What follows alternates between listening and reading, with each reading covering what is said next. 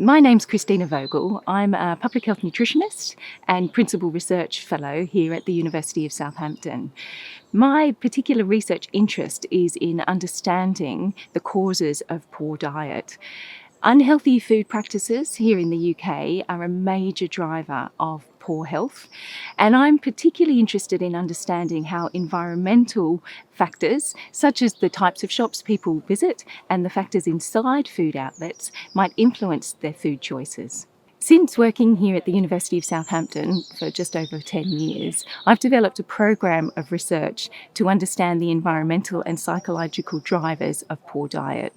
Key findings from our research identified that customers who shop in less healthy supermarkets tend to have poorer quality diets, and this is particularly the case for more vulnerable populations. As a result of these findings, we've developed an intervention study in collaboration with the UK supermarket chain to test whether improving the product placement of unhealthy products and more prominent placement of healthy products can lead to healthier customer purchases and dietary patterns.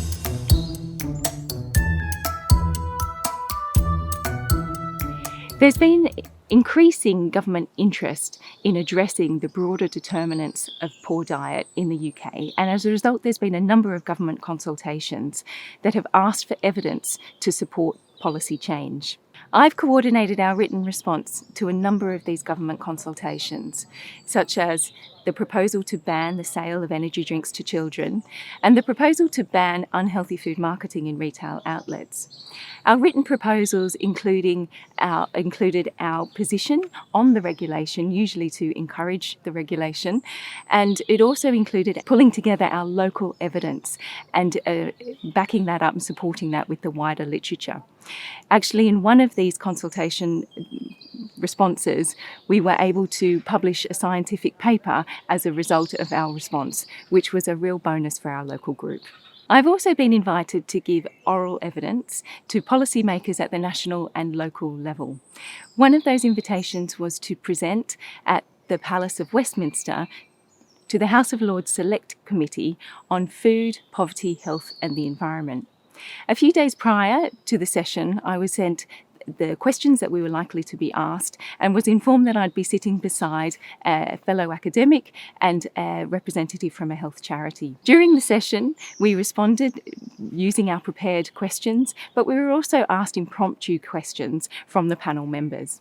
This was a fantastic opportunity to share our local evidence and to present it within the broader literature and to really have a direct impact on policymaker decisions.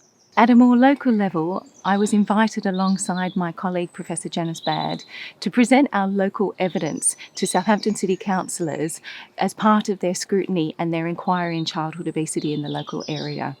We presented our findings around how access to various types of food outlets and the factors inside food outlets can contribute to the poor diets of children and families locally.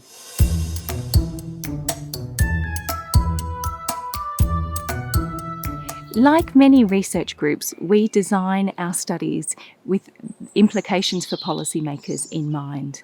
By this, I mean that we ensure that our topic area is policy relevant and that then we're prepared to relay our findings to policymakers through emails, briefings, and through presentations and informal follow-up. Our supermarket intervention study could have direct implications for current UK policy. The UK government are planning to introduce regulations to limit the sale of unhealthy products in prominent places throughout retail outlets like supermarkets. And those prominent locations include places such as checkout, end of aisle and the front of store. We believe that our findings from our study WRAPT could help to extend this policy by incorporating the positioning and the regulation to include the positioning of fruit and vegetables at the front of the supermarket, in addition to ensuring that there are non-food items for sale in prominent locations, particularly checkouts, instead of unhealthy items. And this would be a major push for obesity reduction because it would help to reduce the calorific opportunity. As researchers, we have skills that are of value to policymakers because we can help them to design evaluations that will directly measure the impact that their policy interventions have on their primary interest, in this case, unhealthy diets. Our research group are currently reworking our research study design to ensure that our findings can be delivered and are of use to policymakers evaluating this unhealthy marketing regulation, because we want to make sure that they can be delivered in a timely manner and that they answer the evaluation priorities of these policymakers.